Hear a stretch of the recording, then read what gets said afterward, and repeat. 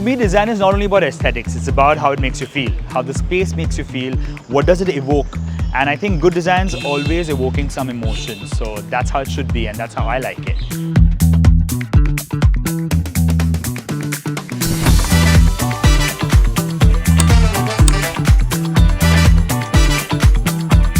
Hi guys, this is Ali Baldiwala from Baldiwala Ed.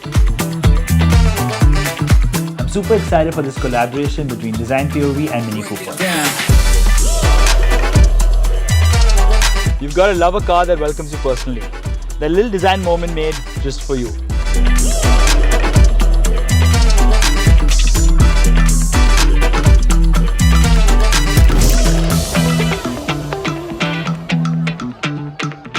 Good design is also about longevity. It's how strong your design is, how durable it is, and how many years it's going to stay.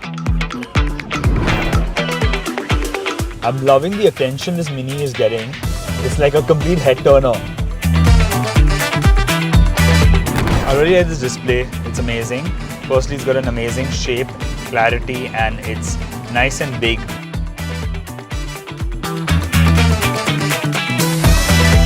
And that's the beauty of design.